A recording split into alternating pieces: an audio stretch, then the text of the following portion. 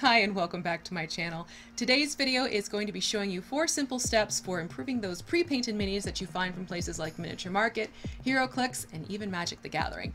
Now the thing about this video that I'm excited to share with you is that I'm going to be featuring some mini bases from the company called Crippled God.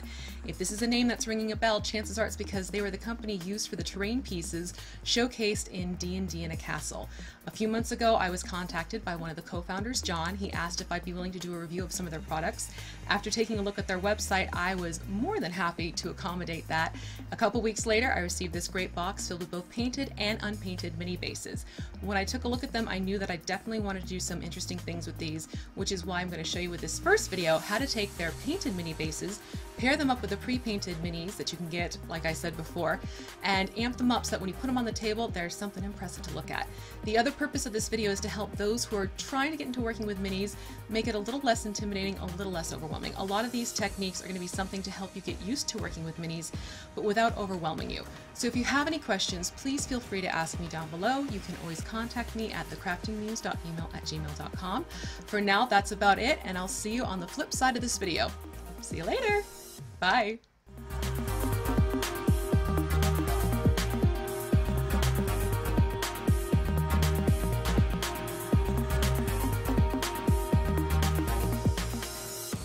Please check the description below for a list of supplies. Links are provided whenever possible.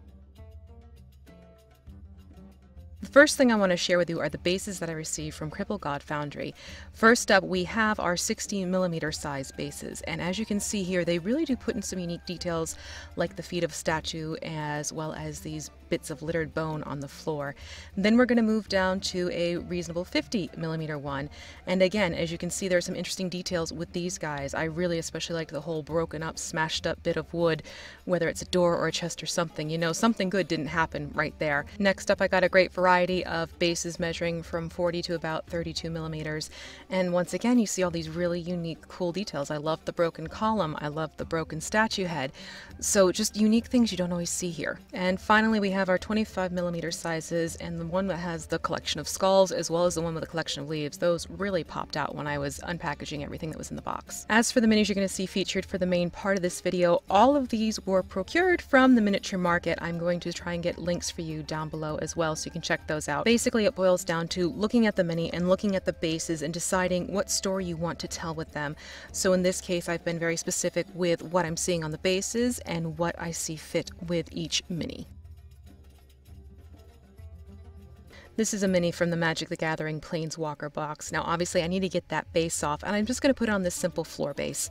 What I use to pop my minis off of bases is my Great Fisker finger knife. I find this gives you a lot of control, and it slices through beautifully all the different plastics I was having to use to go through. So you first get that blade in and you just start etching in that line to separate the feet from the base. Don't force it, just work with it as it goes. I find it helps to kind of score around the feet little by little, and eventually you can start digging in deeper and deeper, and then the foot should slice off. Sometimes there might be a little snaggle left over, so just take your knife and just slice it clean through.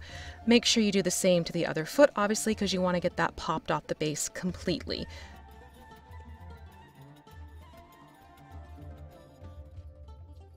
Once you have the mini off the original base, take your E6000, put a little dollop on each foot.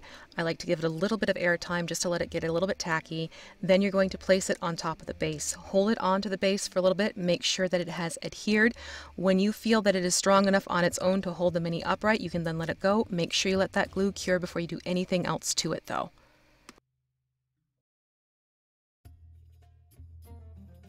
Another trick for attaching your minis to the bases is to use baking soda and super glue. I like to use this on bases or minis that have awkward spacing between the two of them.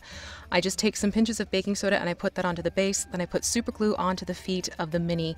You're then going to put the mini on top of where you made those piles of baking soda and let it take. Now this is a very quick bond once it happens. When it happens, you then want to remove that baking soda powder. If you have any gaps, you can always take a couple drops of super glue and put them where you see the gaps, sprinkle on some more baking soda, make sure to remove it, and that's how you can attach these mini using baking soda and glue.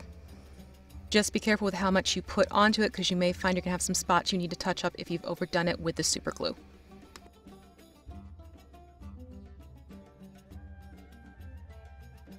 Next step, we're moving on to our washes. Now, washes are great to bring out those deep grooves and details that oftentimes get lost with just a base coat of paint. In this case, I'm using a couple washes from Citadel. You can really use whatever brand wash you so choose. The important thing is making sure that your colors are accurate.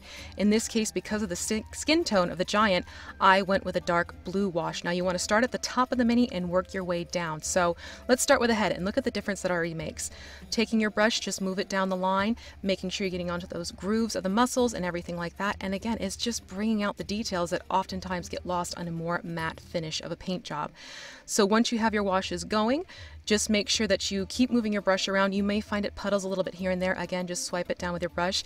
If you feel you have too much wash on your brush, just dip your brush on a paper towel to get rid of the excess wash that you have there. The most important thing is to let gravity work with you and let that wash settle and move down the body of the Mini. You'll find this makes a huge difference once it has time to dry and take.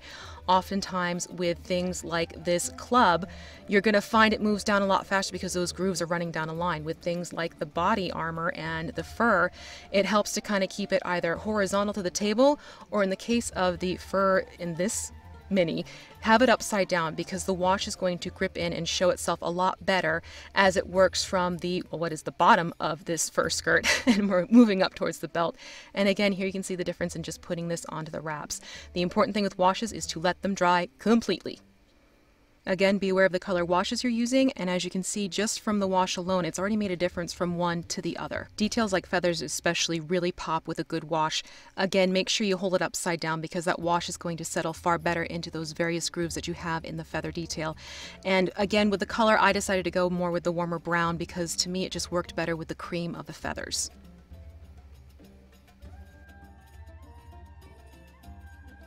When it comes to using a dry brush technique, you want to make sure the colors you're using are lighter than the colors that are already on the Mini. So in this case, I have a bright and light colored kiwi green, as well as a lighter tone gold that I'm going to be putting onto the wings. When it comes to dry brushing, the important thing is to make sure that you don't have too much paint on your paintbrush. The whole purpose is to highlight the raised areas and the bumps on the Mini itself. Personally, I like to blot off the paint on the base of my hand. I just find this helps me see how the paint is going to act once on the Mini. You can also use a paper towel to remove the residual paint and make sure you have a very light coating of paint as you go back and you highlight all the ridges and the higher details on the Mini itself. One thing you might find helps if you're a little intimidated by the idea of dry brushing is to use a metallic. Metallic paints tend to be thinner and lighter by nature, so you can do the same dry brush technique, but it's going to be something that you'd have to build upon and just give you a very light hint of the raised areas, but still be very effective in the long run. So if you want to give this a soft start, start with a metallic would be my recommendation for you. But as you can see here, between the washes and the dry brushing, it really does change the look of the Mini, especially from how you received it from the manufacturing company. So do give it a try and see what you can do with this. And as you can see here with side-by-sides, there's a true difference between the before and after, and it's something that I really do hope you'll feel comfortable trying out. For minis that are on flight posts, what you're going to want to get a hold of is a tool called a hand drill, and I'll have a link below for you. Basically, part of it goes pushed up against your palm, and the other part you manipulate with your fingers. You want to be sure that your drill bit is the same size as the post, if not just slightly bigger, because you want the post to be able to nest into the hole that you're going to create in this base. So basically, put the drill against the base, make sure you have some slight pressure, not too hard, and then you're going to start moving the drill around with your fingertips, and this will slowly start boring a hole open into the base itself. Just be careful that you don't push it all the way through and hit your hand when you do this. Once it's opened up, clear off any debris, add a little super glue around the inside of the hole, stick the post in, let it dry, and then you attach the Mini to the other side of the post and you'll have your in-flight Mini ready to go.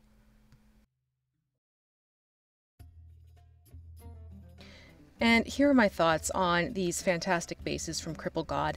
Basically, you can take these minis that you get from Heroclix, that you find in Magic the Gathering board games, that you can get off of Miniature Market when they have their fantastic sales going, and you can really completely change the look of this mini simply by putting it onto one of these pre-painted mini bases. Again, look at what's on the base and see if it's something that'll fit appropriately with the mini that you want to put on top of it. You sort of create a quick little story by adjusting who goes on what, and hopefully these 4 steps are something that help you feel like this is something you can take on and try out for yourself. I think it's a great way to get started into painting miniatures, and it'll help you get a feel for how to work with these minis before having to take on a completely bare bones, paint it completely yourself type of project. As always, please feel free to contact me or comment below if you have any questions. I'm always looking forward to helping you out if I can, and sit tight for a little bit more in this video.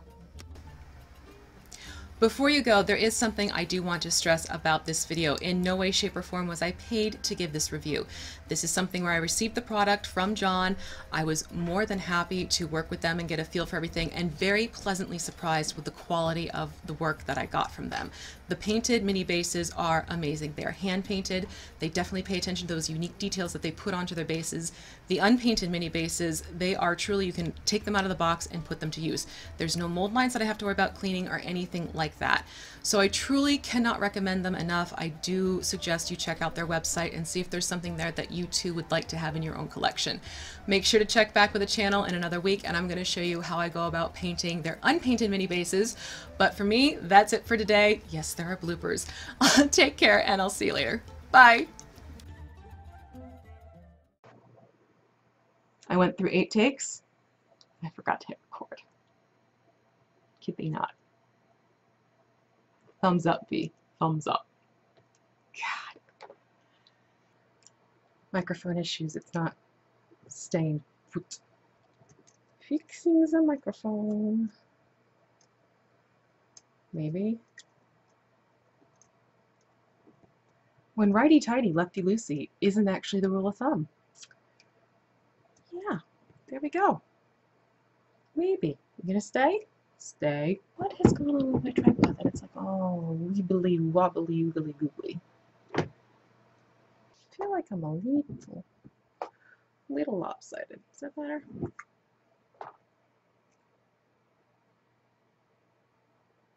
You're not helping either, camera. Kitty. Is it the kitty cat? That wasn't an invitation for you to start talking. Yeah. Hi.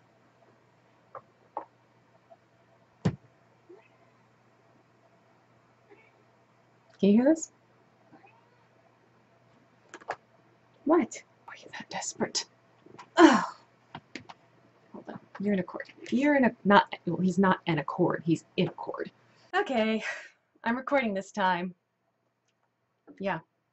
I made sure to click the button this time because, you know, that's what you need to do to record a video. Yeah. Crippled God, take 4, I guess.